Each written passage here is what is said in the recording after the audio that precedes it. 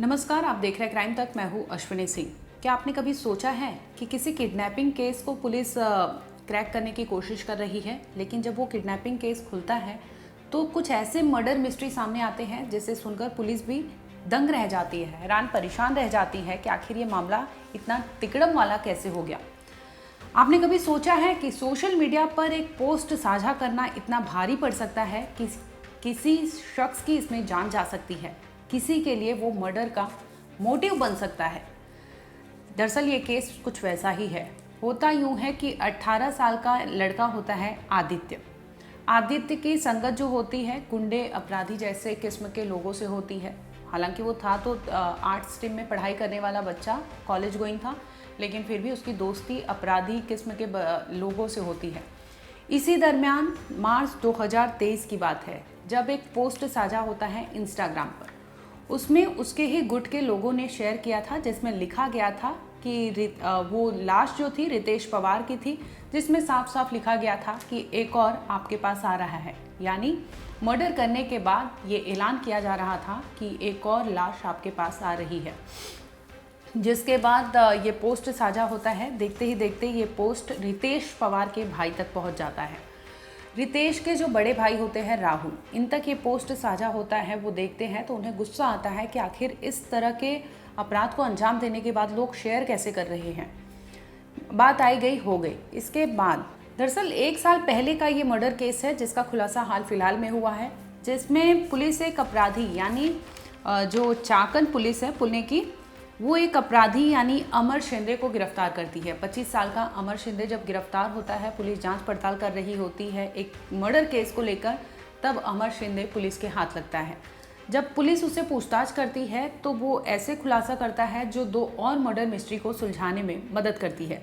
दरअसल अमर शिंदे को पुलिस गिरफ्तार करती है। स्वप्निल शिंदे यानी 32 साल का जो अपराधी प्रवृत्ति का इंसान था, उससे गोली मारकर हत्या कर दी गई थी, जिसमें नाम अमर शिंदे का भी सामने आता है। पुलिस अमर शिंदे को गिरफ्तार करती है, पूछताछ करती है, तो अमर जो 1 साल पहले हुए किडनैपिंग केस होता है उसे सुलझाने में कहीं ना कहीं वो सबूत दे देता है। जब पुलिस गहनता से पूछताछ करती है तो पता चलता है कि महालुंगे पुलिस के पास एक किडनैपिंग का केस दर्ज हुआ था। दरअसल होता यूँ है कि 16 मार्च का दिन होता है, जब आदित्य अपनी मम्मी से 4 बजे तक फ़ोन पर बात करता है। इसके बाद से उसका फ़ोन स्विच ऑफ हो जाता है।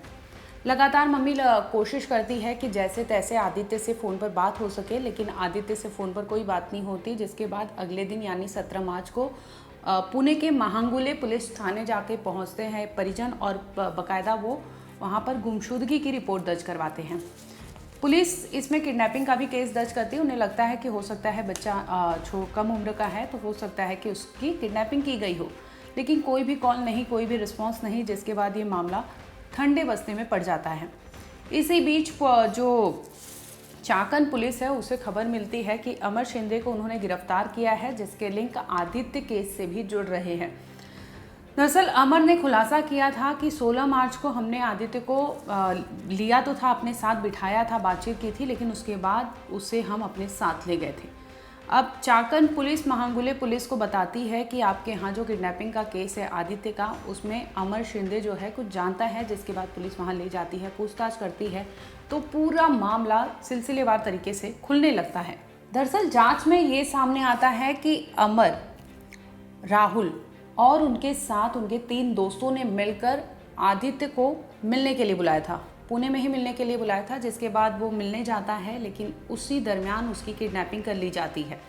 आपको बता दें कि राहुल पहले से खार खाए बैठा था आदित्य के साथ, क्योंकि आदित्य उसके अपोजिट गिरोह में काम करने वाले सदस्यों से उसकी लगाव थी, यानी शंभू भोसले ग्रुप के सदस्य का वो समर्थन करता था, और ये इनके राइवलरी गैंग थे। दोनों गैंग के बदौलत ही ये सारे कारनामे किए जा रहे थे। यानी शंभू भोसले गैंग ने एक पोस्ट साझा किया था, जिसमें उन्होंने रितेश पवार की बॉडी को गलत अवस्था में रखा था और उसकी लाश के टुकड़े करके उन्होंने सोशल मीडिया पर पोस्ट किया था। जिसके बाद उसका बड़ा भाई राहुल खार खाए बैठा था कि इन्हें सबक सिखाया जाएगा। और इसी दरमियान वो 17 मार्च की बात है, जब जो आदित्य होता है उसे वो बुलाते हैं मिलने के लिए और एक कार लेकर पहुंचते हैं। कार में बिठाते हैं और उन्हें लेके जाते हैं घने जंगल में। इसके बाद वो आदित्य के साथ वो हाल करते हैं जो कभी कोई सोच नहीं सकता। उसे बताया जाता है कि तुमने रितेश की बॉडी का सोशल मीडिया पर पोस्ट किया था, जो उन्हें बहुत बुरा लगा था। वो लाख बार गिड़गिड़ाता रहा, माफ़ी मांगता रहा, लेकिन उसकी एक नहीं सुनी जाती, जिसके बाद उस पर हमला बोला जाता है। और हमला इस कदर बोला जाता है कि कार में ही उसे गला घोट कर मौत के घाट उतार दिया जाता है। अब ये अपराधी प्रवृत्ति के तो लोग थे ही, चाहे वो रितेश की बात कर ले, चाहे वो अमर की बात कर ले, ये सभी जो थे क्रिमिनल बैकग्राउंड था, जिसकी वजह से इन्हें ज़रा भी डर नहीं लगा और वो किडनैप करके आदित्य को ले जाते हैं। गुजरात और महाराष्ट्र के बॉर्डर पर एक घनी जंगल है, जहाँ पर ले जाते हैं, आदित्य के बॉडी को डंप कर देते हैं। इसके बाद ये बाकायदा प्लानिंग करते हैं। प्लानिंग वो भी इस कदर कि दृश्यम मूवी में जिस तरह से उन्होंने लाश ठिकाने लगाने के बाद जो जो चीज़ें की थी, बखूबी ये लोग ने भी वही कुछ किया। ये लड़के यानी आदित्य के मोबाइल को ले जाते हैं, गोवा में फेंक देते हैं। उन्हें लगता है कि पुलिस सीढ़ियाँ तो खंगालेगी ही, जिसकी वजह से उसके फ़ोन को गोवा ले जाकर एक दोस्त वहाँ फेंक देता है, ताकि ये पता चले कि आदित्य जो है वो गोवा में है, कहीं ट्रैवल कर रहा है।